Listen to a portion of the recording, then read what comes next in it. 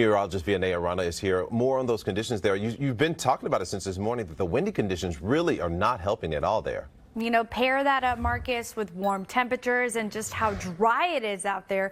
That's definitely not a recipe that we'd like to see. As far as the conditions go right now, temps are in the 70s. But if you look at the trend, expect it to bump up into those mid 80s for that area. And yes, we are also expecting to see the winds, unfortunately, continue to pick up in the next couple of hours.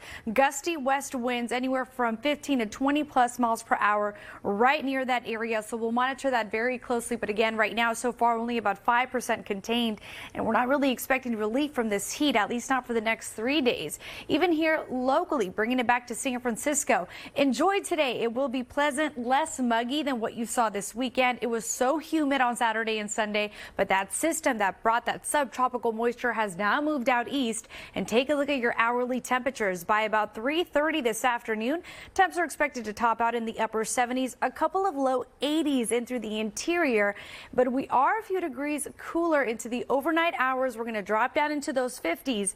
However, we're also going to notice the winds start to pick up, especially heading into tomorrow for some of those higher elevation areas. Take a look at this. Right around 4 o'clock, Petaluma, Novato, start to see, wind gusts upwards of 25, 30 plus in some areas. Meanwhile, down through the South Bay, breezy between 10 and 15 at times. And the concern with the winds is just how dry we get, but also the temperatures will be bumping up. So let's take a look at the next 3 days to give you an idea of what's going to be bringing us these fire concerns. Into Tuesday, we've got the dry hills, and look what happens to those temperatures. Today, we're going to top out in the low 80s, but by tomorrow, we'll be in the low 90s and through Concord, mid 90s and through areas like Fairfield.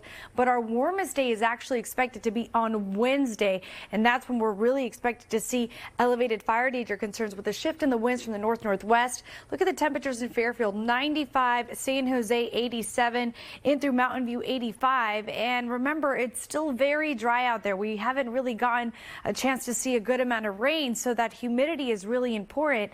And right now we are expecting to see that relative humidity drop below 20%, especially through the interior valleys. What's good humidity? Well, anything above 40% is ideal. So when we see these dry conditions into the afternoon paired with the winds and the hot temperatures is when we really start to see, the elevated fire danger through there. Clearing and warmer Father's Day. What does that mean? We start to cool off on Thursday and Friday, and then on Sunday we warm up again. But look at the 7-day forecast. It's really interesting to see, we're going to go from 70s today down to 60s through the weekday and down to the 70s for inland areas by Thursday.